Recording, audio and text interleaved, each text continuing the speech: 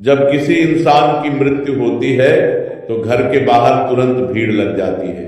दूर दूर से रिश्तेदार और पड़ोसी इकट्ठे हो जाते हैं और घर का आंगन लोगों से भर जाता है। चारों तरफ रोना धोना मच जाता है। फिर उस अंतिम यात्रा की तैयारियां शुरू होती हैं जो शमशान घाट की तरफ निकलती है। बांस की अर्थी बनाई जाती है और उस शरीर को सफेद कफन में लपेटकर राम नाम सत्य के नारों के साथ ले जाया जाता है।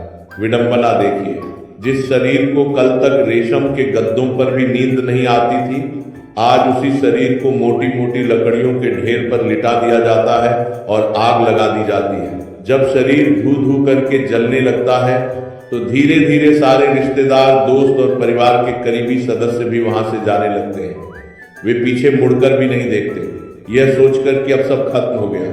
लेकिन गरुड़ पुराण के अनुसार यहीं से वह भयानक सच शुरू होता है। जब स्मशान में आखिरी आदमी भी चला जाता है तब वहां मृतक की आत्मा स्तब्ध होकर खड़ी होती है और अपनी ही राख के ढेर को देख रही होती है।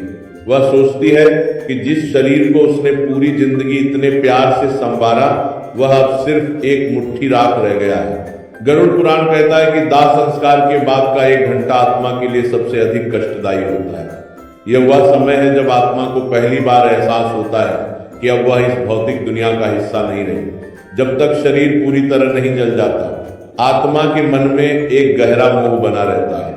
वह बार बार उस जलते हुए शरीर में प्रवेश करने की कोशिश करती है, लेकिन यमदूतों का अदृश्य पास उसे वापस धकेल देता है।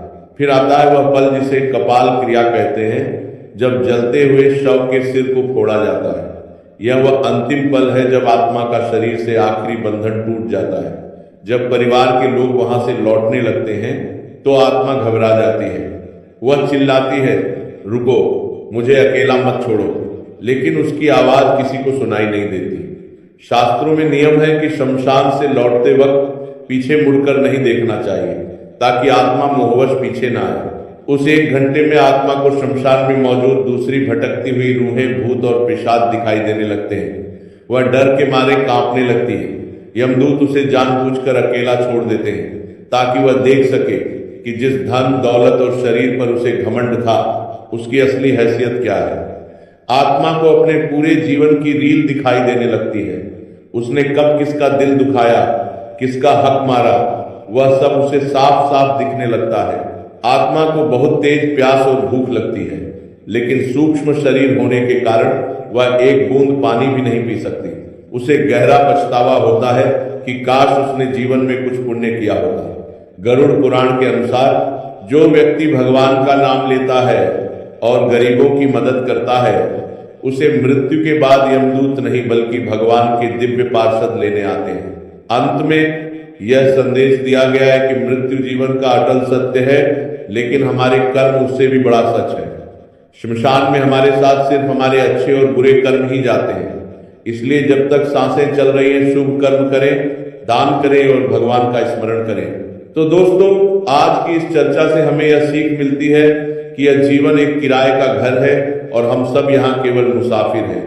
अंत में हमारे साथ न यह शरीर जाएगा, न हमारी धन दौलत और न ही हमारे ऊंचे पद। अगर कुछ साथ जाएगा तो वो है हमारे शुभ कर्म और ईश्वर का नाम। उम्मीद है कि आज की इस जानकारी ने आपके जीवन को देखने का नजरिया थोड़ा बदला होगा। अगर आपको यह वीडियो प्रेरणादायक लगा हो तो इसे अपने मित्रों और परिवार के साथ जरूर शेयर करें ताकि वे भी इस सत्य से अवगत हो सकें। ऐसे ही और गहरे आध्यात्मिक ज्ञान, गरुड़ पुराण की कथाओं और प्रेमानंद जी महाराज के वचनों को सुनने के लिए हमारे चैनल को सब्सक्राइब करके बेल आइकन जरूर दबाएं।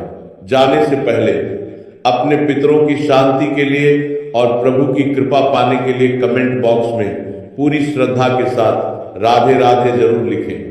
मिलते हैं अगले वीडियो में, तब तक अपना ख्याल रखें और सत्कर्म करते रहें। बोलो राधे राधे।